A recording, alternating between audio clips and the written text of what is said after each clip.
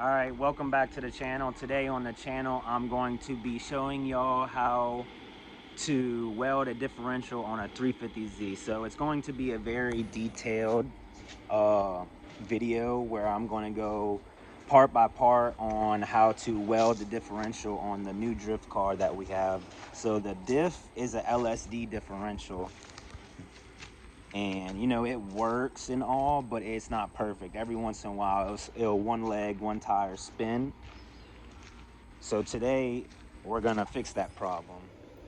So before we go and start getting into welding the differential, I'm gonna give y'all a little, look around and explanation of what's going on here. So this is a 6.0 out of a 2500 truck engine.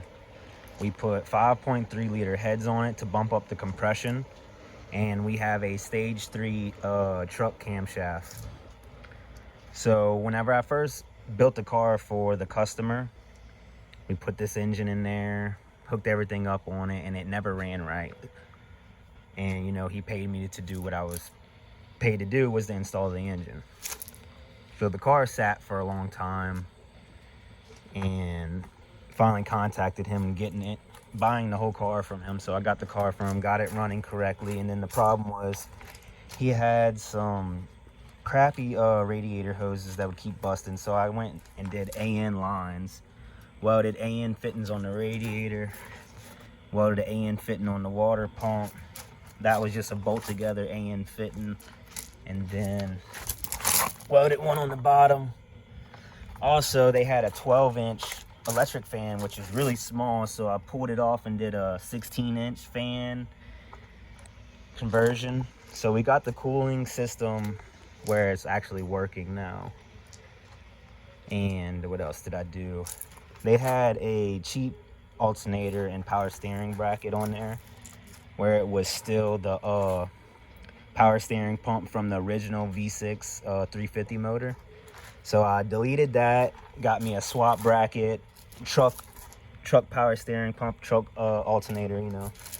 Definitely works better though, but we have no power steering cooler yet, so I need to route a power steering cooler on it.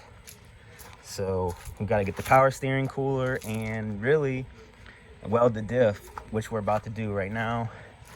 Everything else is, works, functions pretty good. So I guess let's go ahead and start diving into ripping the differential out.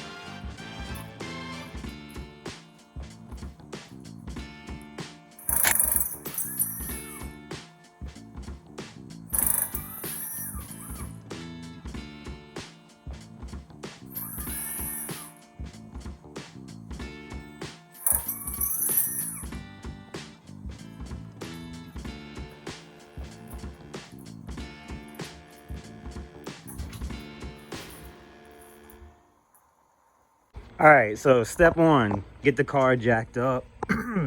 Step two, pull the wheels off. Step three is we're gonna pull this cotter pin right here, and then we're gonna pull the axle nut out. So let's go ahead and start working on step three.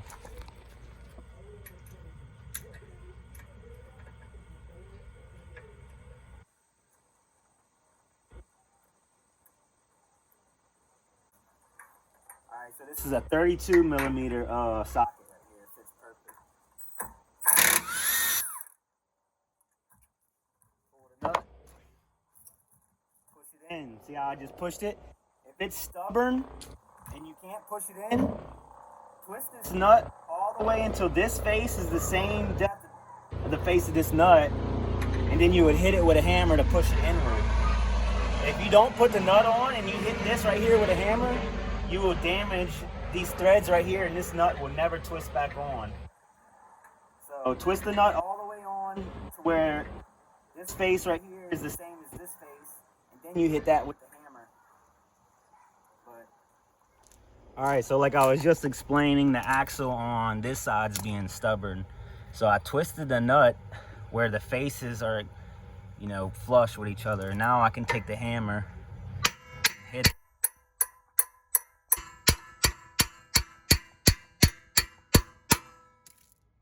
So it doesn't mess up the threads at all when you do it like that.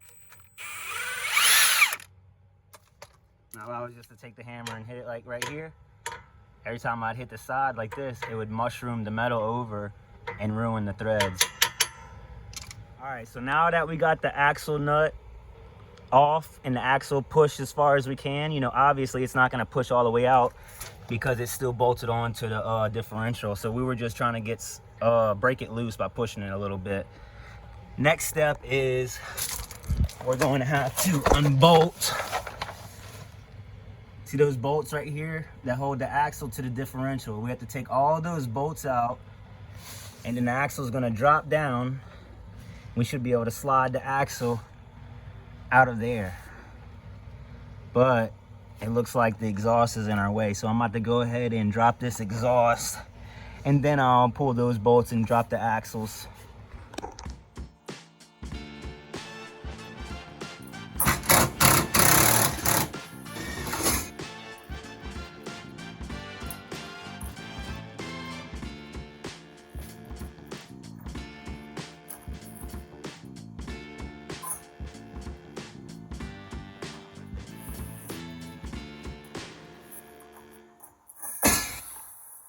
All right, so I got the exhaust out. It was easy. V-band and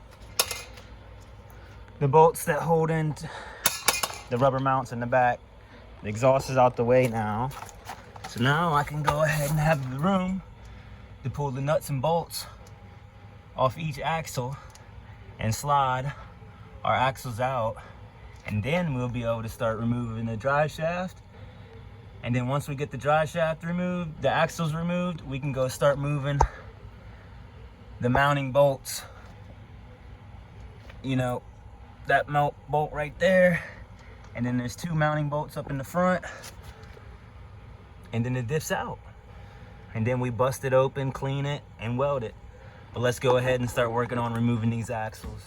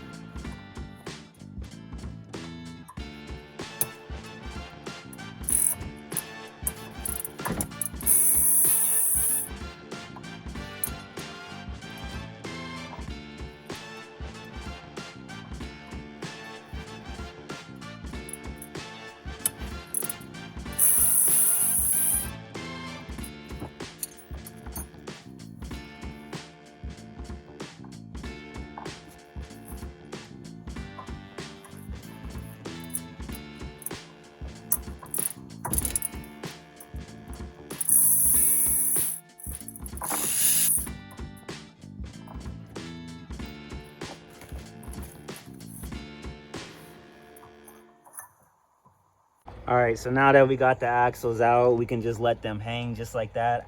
They'll be out of our way. The next step is to pull off our drive shaft. Now, once we get our drive shaft off, the only thing holding that differential in is the mounting bolts and also those speed sensors on each side on the back right there. Take those speed sensors out before you pull the mounting bolts, because if not, you will rip them. So let's go ahead and start working on that drive shaft.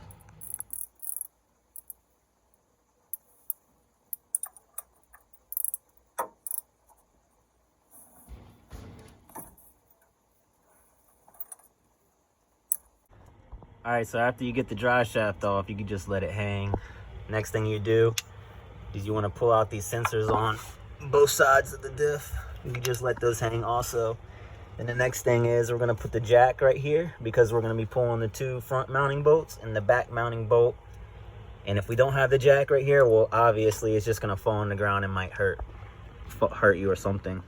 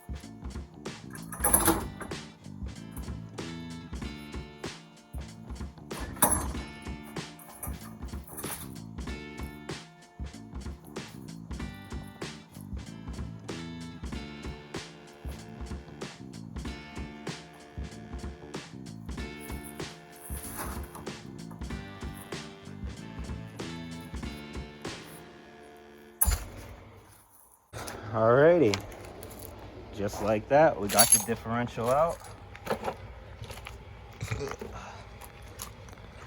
Now the next step would be to pop all these cover bolts off, bust the cover off.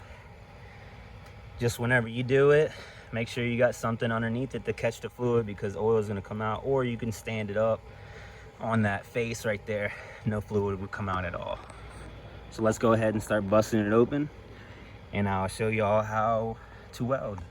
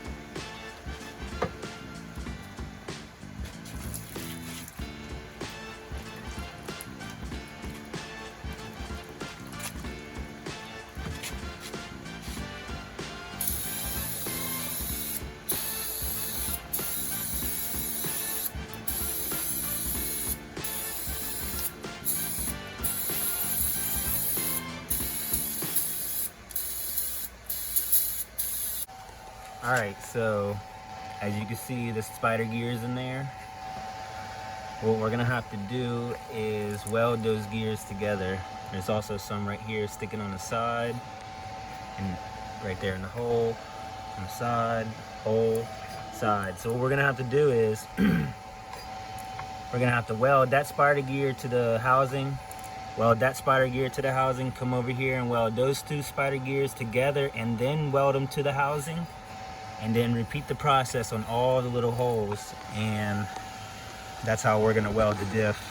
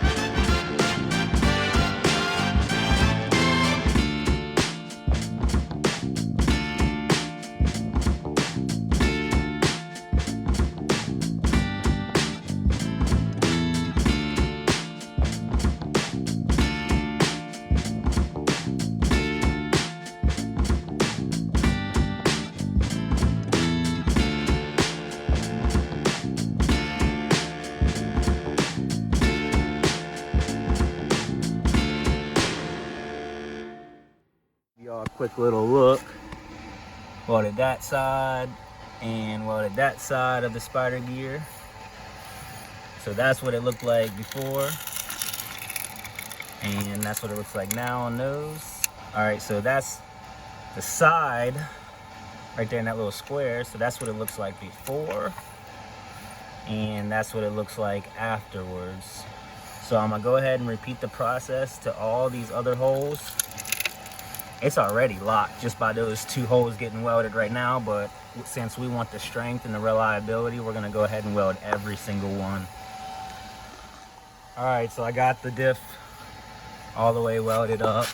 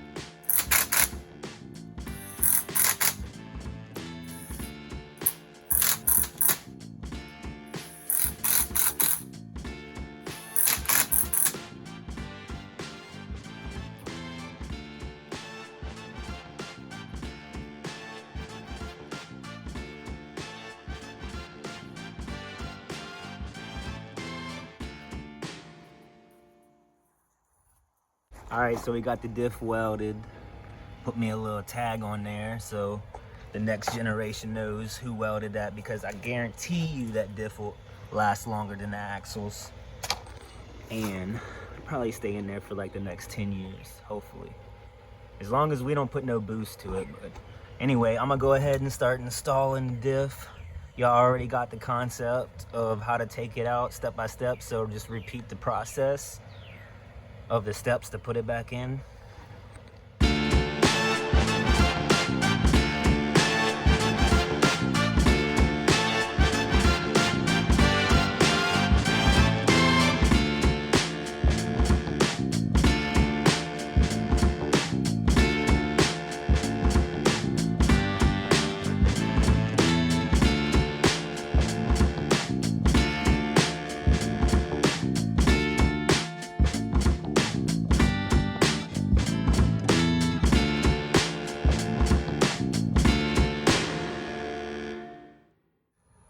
All right, so we got the differential installed. I went for a test drive.